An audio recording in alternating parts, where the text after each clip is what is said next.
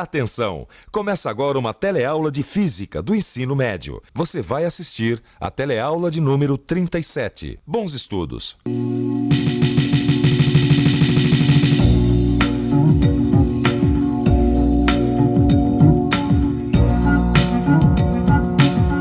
Aqui no seu telecurso de Física, você já aprendeu a conceituar força e a identificar suas diversas formas de manifestação na natureza. Você já viu o que é força gravitacional e agora está vendo neste novo módulo o que é força elétrica. Mas será que existe alguma relação entre força gravitacional e força elétrica? E se existe, como será essa relação? Bom, se você não sabe a resposta, não tem problema, porque você está no lugar certo. Porque na teleaula de hoje você vai continuar a aprender sobre cargas elétricas e vai conhecer a primeira abordagem da força elétrica, a lei de Coulomb. Vai conhecer também o caráter vetorial da força elétrica e como comparar o valor da força elétrica com o da força gravitacional. E agora muita atenção porque a nossa teleaula está apenas começando.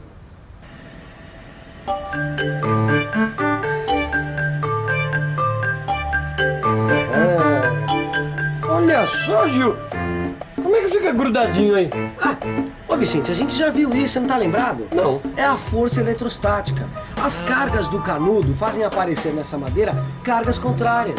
Tá certo. Isso daí é o famoso fenômeno da indução. Lembrou agora? Indução, né? É. Lembrei. Mas sabe que essa história de carga positiva e negativa, eu ainda faço confusão. Afinal, qual atrai qual? Bom, isso eu me lembro bem. É o seguinte, as cargas negativas do canudo empurram as cargas negativas da parede. E na parede, perto de onde está o canudo, vão ficar as cargas positivas. Estas cargas positivas da parede atraem as negativas do canudo e o canudo é atraído pela parede e fica grudado nela. Ah, é como se fosse um ímã, não é isso, Gil? É, quer dizer, será que é mesmo isso? Eu acho que é.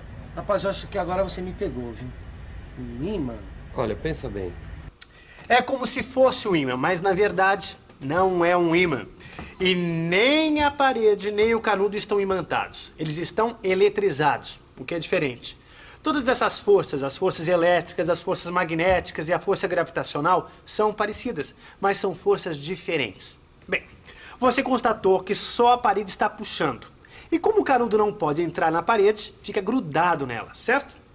Então você pode estar fazendo a seguinte pergunta. E se fossem duas coisas que estivessem puxando o canudo, para onde ele iria? Para responder isso, seria necessário um aparelho semelhante ao pêndulo eletrostático que você viu na teleaula passada. Lembra? Esse aparelho me parece um pouco diferente do pêndulo eletrostático. Aquele pêndulo tinha um disco de alumínio aqui onde está essa flecha de papel metálico. É porque a intenção desse experimento, Rosinha, é mostrar que a força elétrica é um vetor. Então, olha só, essa flecha é feita de papel metálico, que nós já sabemos que se comporta como um condutor. Tá, e pra que você colocou esse canudo aqui na extremidade da flecha? E na verdade tem duas funções, Rosinha. A primeira é para servir de contrapeso e a outra para segurar a flecha na hora de carregá-la por indução. Bom, dá só uma olhada que é exatamente o que nós vamos ver agora, tá bom? Vamos lá, olha só. Com esses dois dedos eu seguro aqui, certo? Aí com o outro eu encosto no papel metálico. Aí eu aproximo o canudo, retiro o dedo e depois o canudo. Sempre nessa ordem? Sempre nessa ordem. Olha só, eu tô com o dedo no papel metálico, eu aproximo o canudo, retiro o dedo e depois o canudo, certo? Aí vamos ver o que acontece, olha só. Se eu aproximo o canudo da flecha, deixa eu aproximar mais aqui, olha só. Ó, a flecha começa a seguir o canudo, olha só. Mostrando a direção da força. A flecha é atraída pelo canudo porque suas cargas são contrárias às dele. Essa flecha que mostra a direção da força é chamada de vetor. Tá ficando bom esse nosso vetor, hein? Tá ficando bonitinho. Agora, será que ele vai ajudar a responder a nossa pergunta? dizer, quando tiver duas forças agindo, para que lado esse vetor vai apontar? Bom, eu acho que não dá pra gente responder essa pergunta sem antes a gente fazer experiência. Não, isso é verdade. Talvez isso é verdade. Eu acho que ele vai responder sim, vai ajudar a responder. Agora não. Vamos lá, quer ver? Ó. Tá vendo, ó? Opa. Vai. Ó. A flecha, ó, tá vendo? Tá indo em direção ao canudo. Por onde está a direção da força, tá vendo? Agora me dá um outro canudo aí, ó. Só que dá uma bela carregada nele. Tá, já tô carregando. Vamos só ver, hein? Como é que o vetor vai reagir quando ele for atraído por dois objetos ao mesmo tempo. Isso, coloca o canudo carregado perto do vetor pra ver qual vai olha ser aí, a ó. direção do vetor. Ele tá vindo pro lado do canudo que tá mais próximo, né? Sabe o que é? As duas forças dos dois canudos se somam e a flecha aponta na direção da resultante delas. Sacou? Ah, isso aí prova que a força elétrica, como todas as forças, é um vetor. Exatamente. Olha lá. Quer ver, ó? Só que tem uma coisa. Todo vetor tem uma direção, um sentido e um valor. Por isso não basta conhecer a direção da força elétrica que existe entre duas cargas. Nós precisamos também saber qual é o seu valor. E como se calcula a força que atua entre dois objetos carregados eletricamente? Vamos ficar por dentro desse assunto?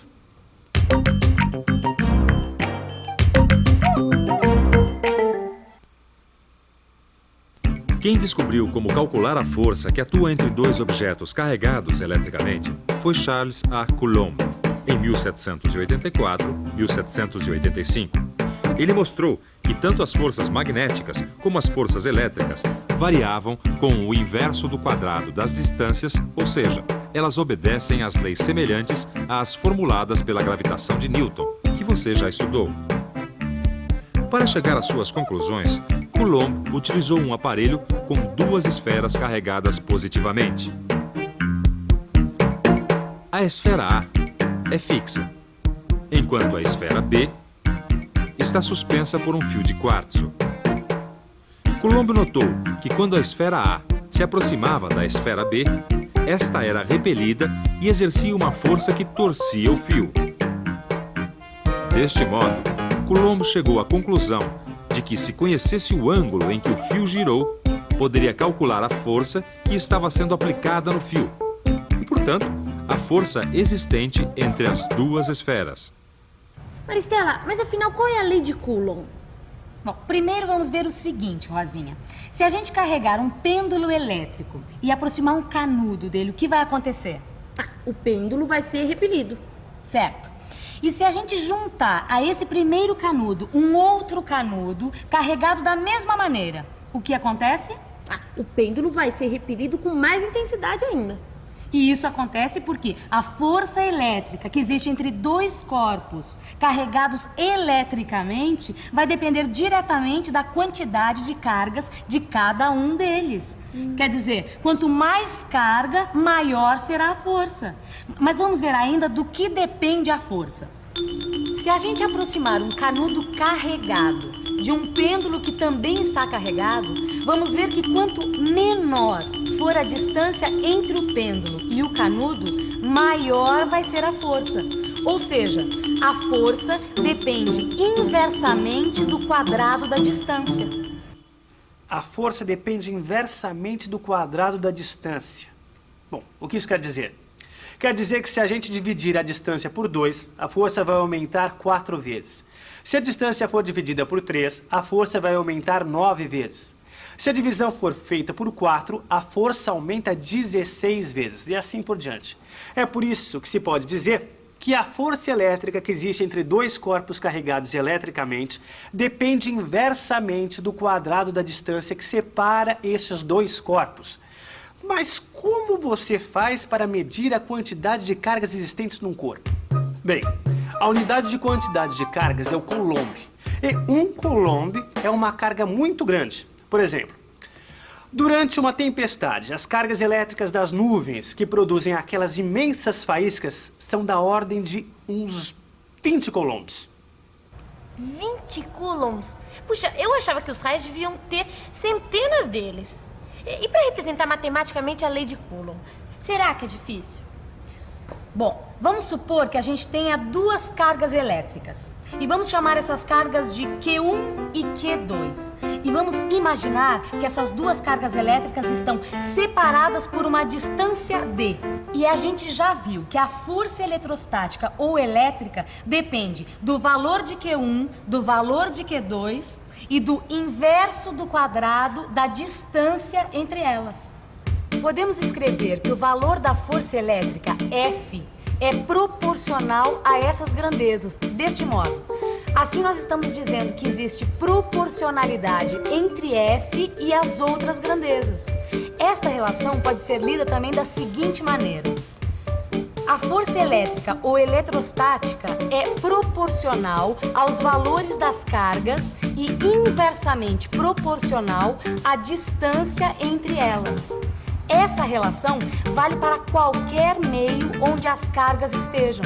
Se estas cargas estivessem no vácuo, existiria uma constante de proporcionalidade entre F e os outros valores, que poderia ser escrita assim: K é igual a 9 vezes 10 elevado a 9 Newton metro quadrado por Coulomb quadrado.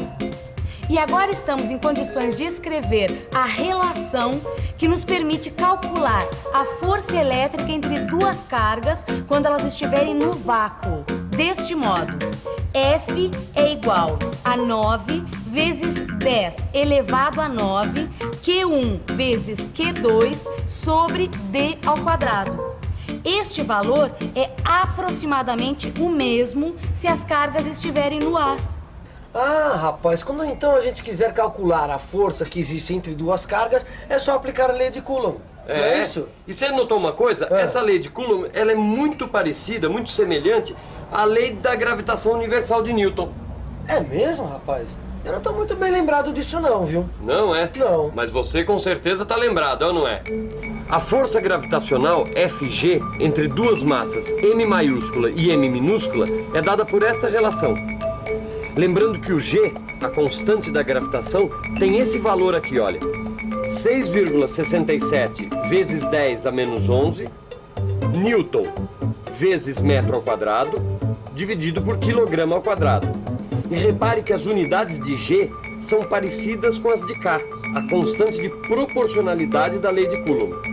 Ah, então eu acho que eu posso dizer que a matéria atrai a matéria na razão direta das cargas e na razão inversa do quadrado da distância. Exatamente, É isso? Então, é isso mesmo.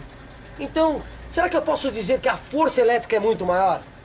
Bom, olha, para isso aí você vai já precisar fazer uns outros cálculos, viu? Aliás, esses cálculos você vai encontrar detalhados no seu livro de física. Bom, mas de qualquer maneira, Vicente, a gente vai ter que usar a lei de Newton para calcular a força gravitacional e a lei de Coulomb para calcular a força elétrica. E essas duas forças são forças de atração. Perfeito. Não é isso? Agora, precisa lembrar de uma outra coisa. O quê? A força gravitacional é só de atração e a força elétrica pode ser de repulsão, entendeu? Mas vamos calcular essas duas forças, quer ver? Vamos. Seguinte, vamos chamar de Fg a força gravitacional. Agora é aplicar os valores que nós temos nessa equação e obter o valor da força gravitacional. Agora, vamos chamar de Fe a força elétrica e obter o seu valor utilizando o mesmo procedimento. Agora, vamos dividir o resultado que a gente obteve para a força elétrica pelo resultado da força gravitacional. Olha só, aproximadamente 2 vezes 10 a 39. Viu só? Conseguimos saber matematicamente quantas vezes a força elétrica é maior que a força gravitacional. Mas repare que é um valor aproximado. Puxa, Maristela, que número grande! Realmente, Rosinha, olha, para você ter uma ideia da diferença entre essas forças, se a gente comparar o tamanho do universo com o tamanho de um átomo, a gente vai obter um número menor do que esse. É mesmo? É. Bom, mas agora chega de informação, hein? Que tal uma boa revisão? E atenção, se liga aí que é hora da revisão. Na teleaula de hoje, você conheceu a lei de Coulomb para cargas elétricas. Conheceu também o caráter vetorial da força elétrica e o vetor, o dispositivo que permite visualizar esta força. E constatou o quanto a força elétrica é maior do que a força gravitacional.